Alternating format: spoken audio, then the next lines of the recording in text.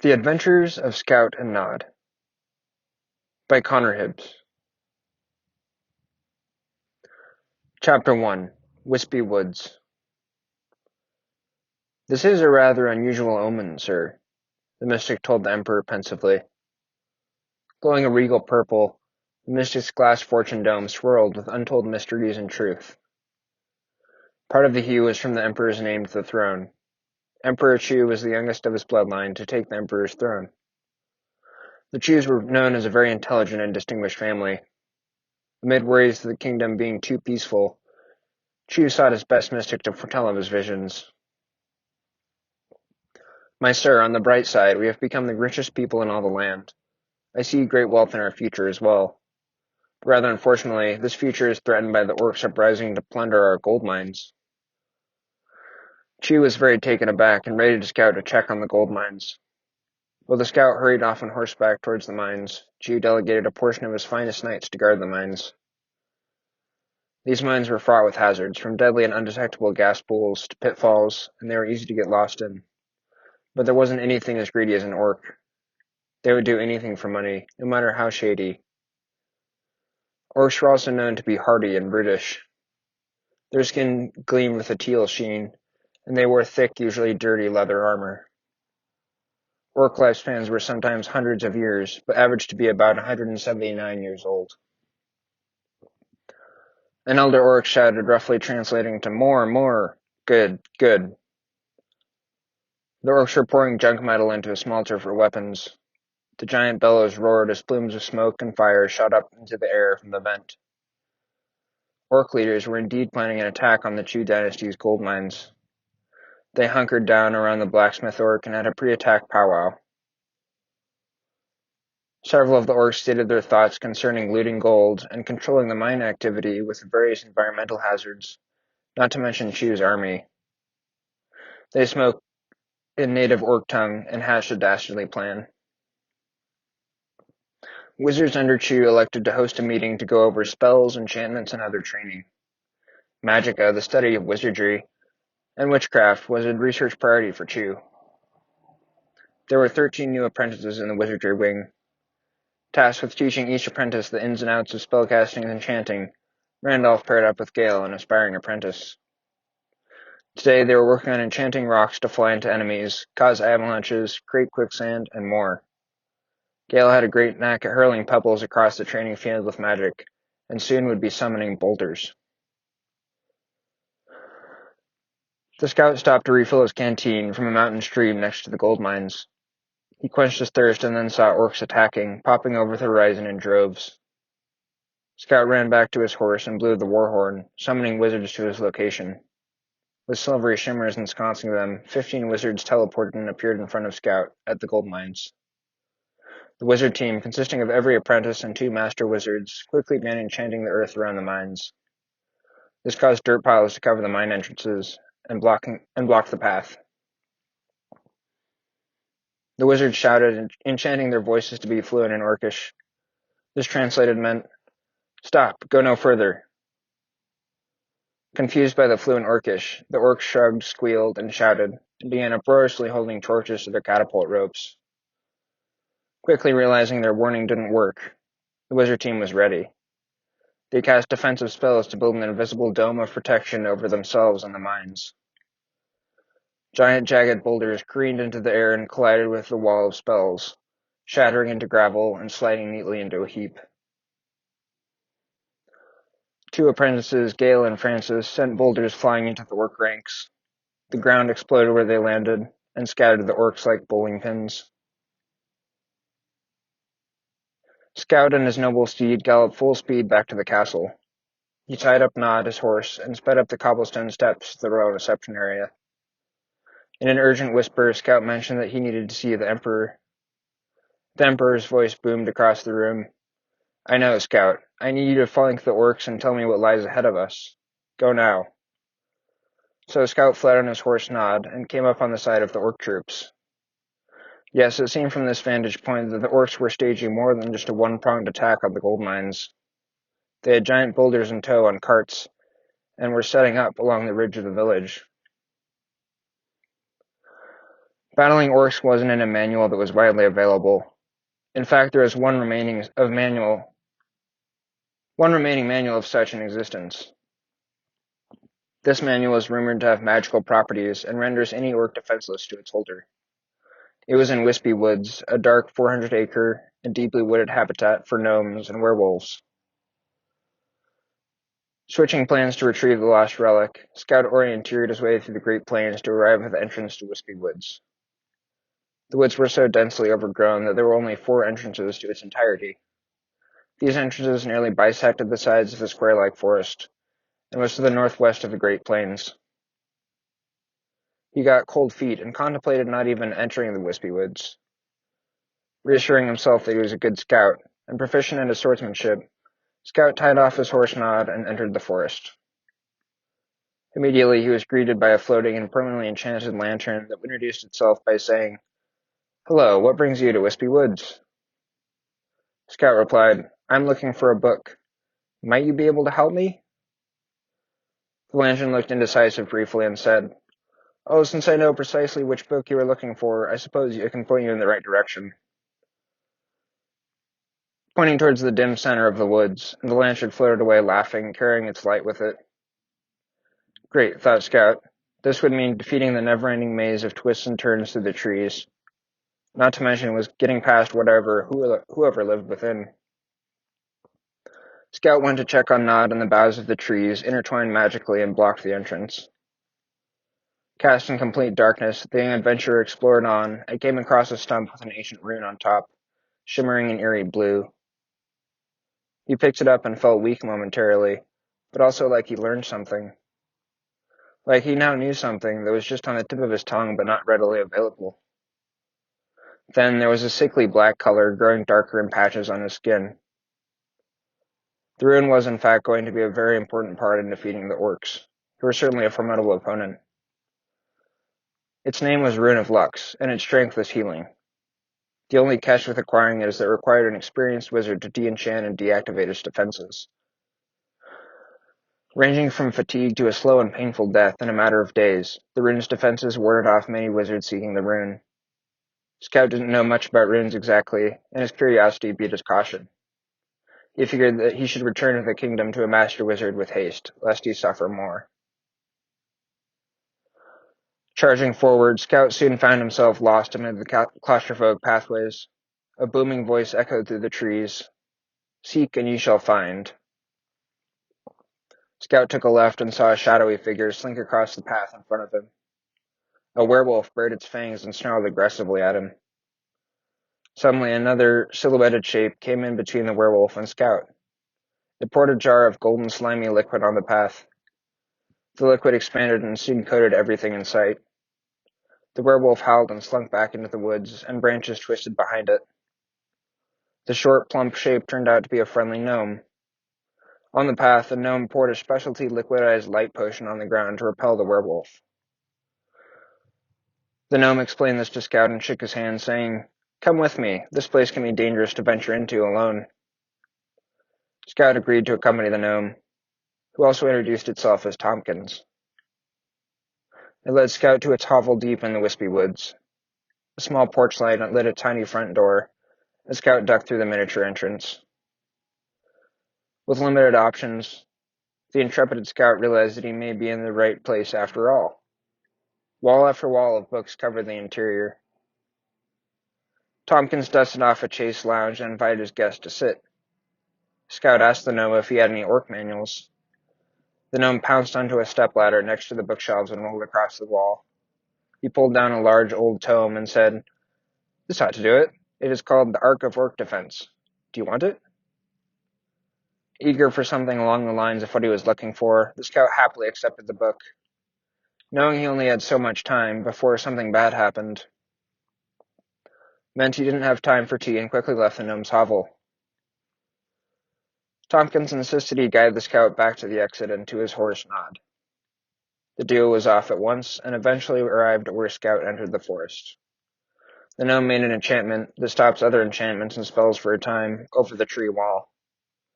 The roots and branches shrank away, and sunlight flooded the opening. The gnome wished the Scout well and sent him on his way. Nod trotted merrily toward its owner. Scout was not in good shape. The ride home had to be fast to even make it back alive. He kept half falling asleep and was on the brink of starvation from not eating for so long. As the gates opened and they rode into the kingdom, the scout fell off Nod in the dusty courtyard. Nod neighed and nudged him lovingly. A servant saw Scout fall and rushed to his aid. Upon seeing the scout's charcoal-checkered skin, he ran to get a master wizard.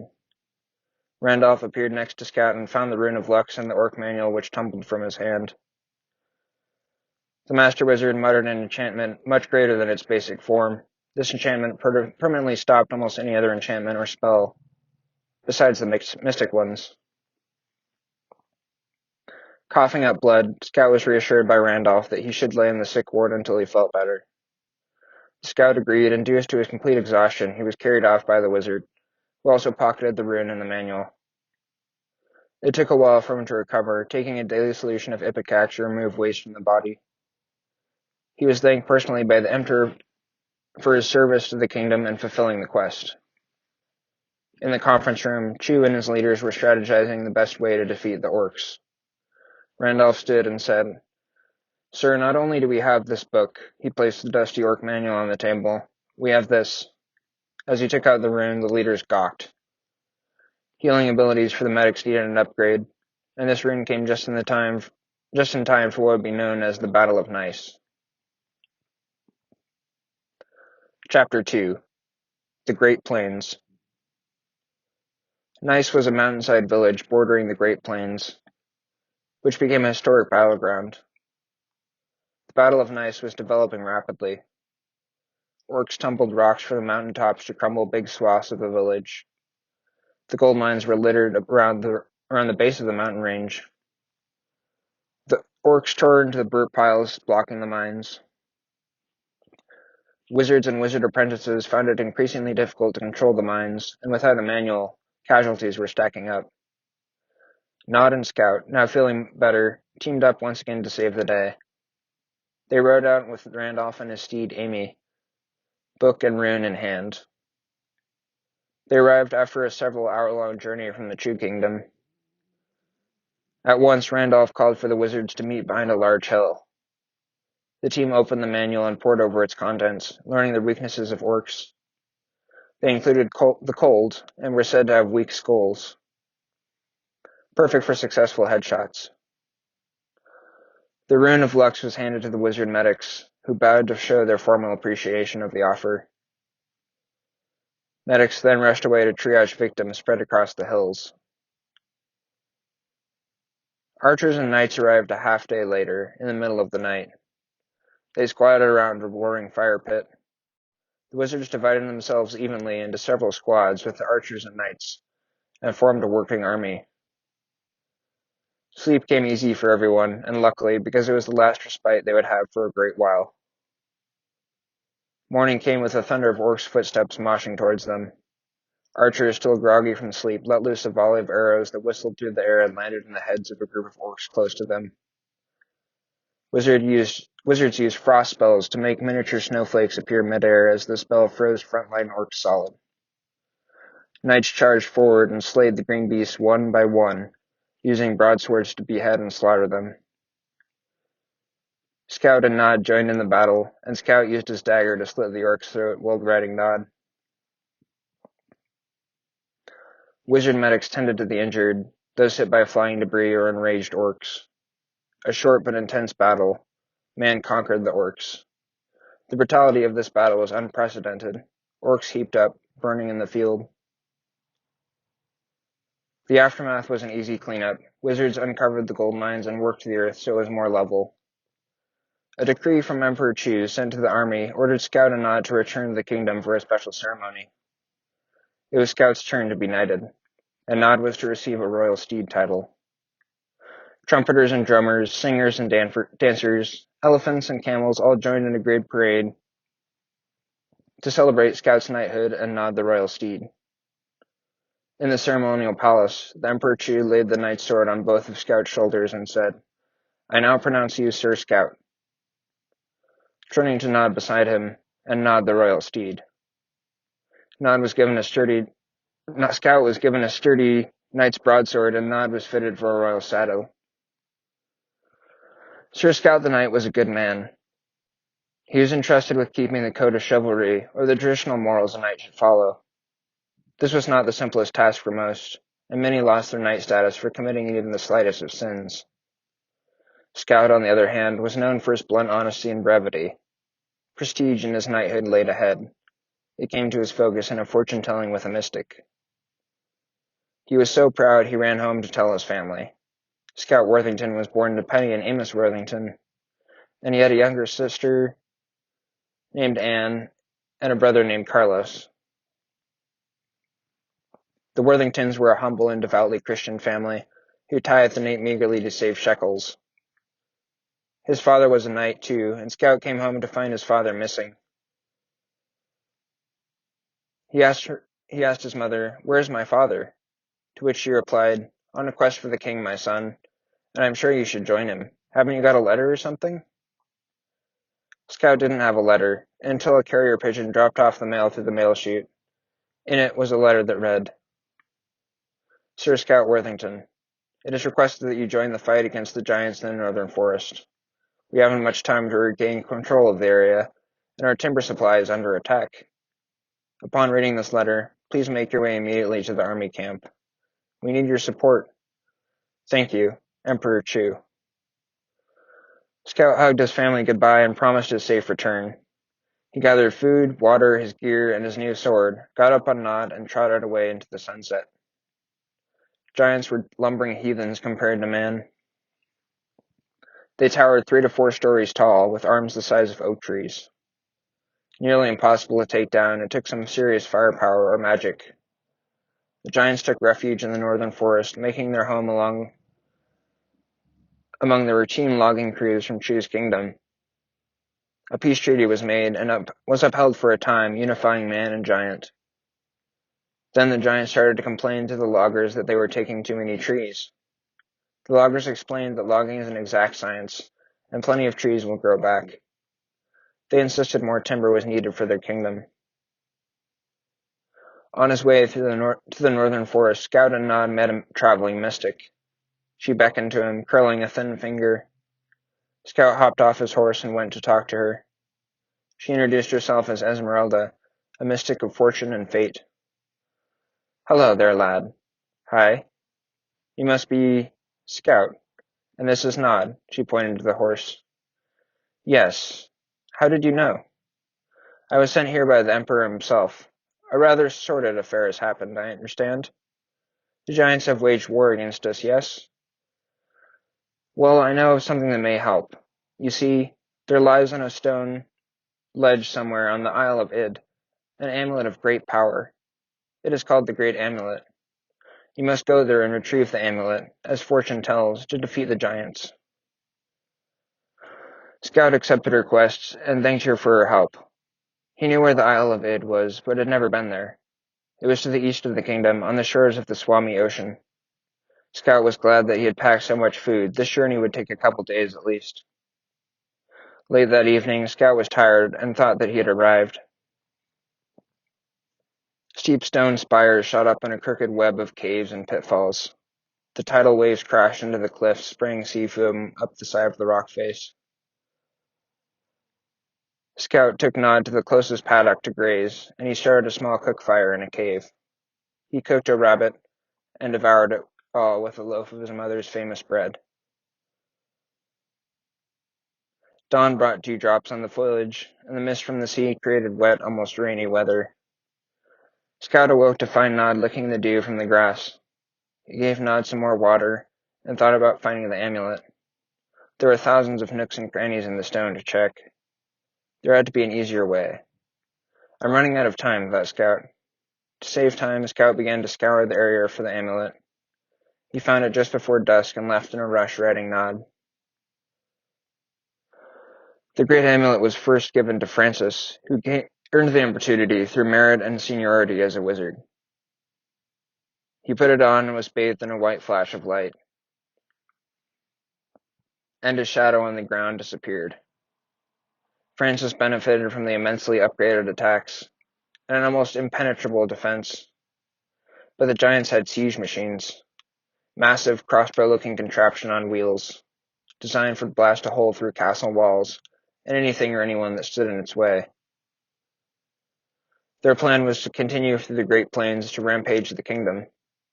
Nevertheless, Chu's army was fully outfitted to be victorious in the war. Taking the lead, the young wizard apprentice blasted a variety of spells at the giants. Francis slowed the enemy's advance and then fell back, realizing the strength of the giant creatures.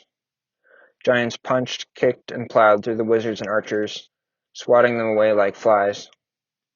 Sir Scout took notice and rode forth the knights into the fight. They focused on sabotaging the siege machines first and set them ablaze with oil torches. Scout drew his sword and plunged it into the neck of a charging giant. The giant groaned and gave a last-ditch effort to attack, punching Sir Amos Worthington with a fatal blow that shook the ground. The giant war was a Pyrrhic victory due to casualties and Amos Worthington's death. A funeral was held for the fallen, and the head cleric presided. Scout remained stoic and tried to comfort his mother, who was most crestfallen. The cleric invited Sir Scout to deliver his eulogy that he had prepared. At one point, he fought back tears with the crowd, reminiscing of his childhood and spending time with his father. The eulogy was poetic and very poignant. It went something like this. Dear people of this kingdom, it is with great sadness that I address you today. Sir Amos Worthington is in a better place now. He was a great man, and I will continue to look up to him. I always dreamt of becoming a knight, and I hope to follow in his footsteps. His legacy to me was the family coat of armor. I will wear it with honor to my father. I will also be looking after my family, along with staying disciplined in my knighthood. He will always be remembered as the best father ever. Thank you. Chapter 3. Sandy Outlook. To the east on the map, villages around Sandy Outlook were reporting sightings of elementals. Elementals were spirit beings that, according to their name, possessed powers of the elements. They converged on different planes of reality, or in other words, existed on the border of the spiritual and physical worlds. Effects of this poise physically granted control of certain elements. Common elements included metal, wood, earth, fire, and wind. The rare elements, plasma, electric, and dark and light energies, were allegedly given to those with extraordinary morality after reincarnation and became elementals. This transcendental paradigm made them impervious to conventional weaponry. Gale had an idea and ran it by Randolph, the master wizard. Gale mentioned that since he had made so much progress in his wizardry studies, that he could perform an enchantment in Scout's sword, giving fire damage as an elemental effect. This would work to keep the elementals at bay, and of course the wizards and other friendly combatants would be close by. So Gale laid the broadsword on an enchantment stump and studied it carefully. He muttered the enchantment, and the sword gleamed a fiery red and was left hot to the touch. Scout oversaw the knight's reconnaissance mission. He sheathed his newly enchanted sword, and after donning his father's coat of armor, got up on Nod. The journey to Sandy Outlook by the knights only took 2.5 hours. Southeast of the Isle of Id, Sandy Outlook bordered the Swami Ocean as well. The area was seemingly peaceful at first. The tide rolled in and out, birds sang cheerfully, and all was well. Then the elementals appeared. Guided by a boss elemental with a rare elemental ability, dark energy, the other elementals surrounded the knights in a large circle. Elementals couldn't speak, let alone communicate that well. They relied on their senses to orient themselves in the physical world. Orientation in the spiritual world was quite different. Their senses heightened greatly, and they could see points of interest like enemy vulnerabilities. Elemental's greatest weakness was understandably its greatest strength: elemental attacks. The elementals whirled aggressively toward the knights. Scout grabbed his fire-enchanted sword and sliced through the nearest semi-transparent elemental. The shadowy figure disintegrated into ash. Encouraged by the effect, Scout continued slashing until only the boss elemental remained. The elemental gave a piercing scream and summoned dark energy around itself. Dark purple and black orbs encircled the spirit, acting as a sort of nucleus for the darkness.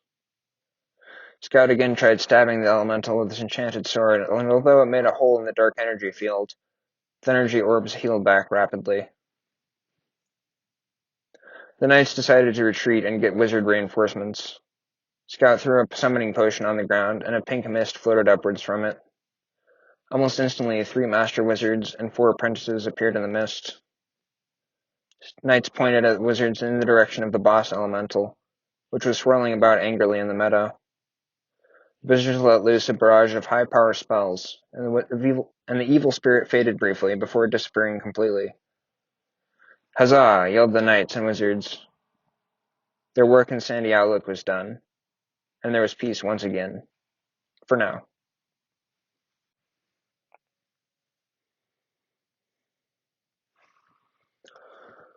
The adventure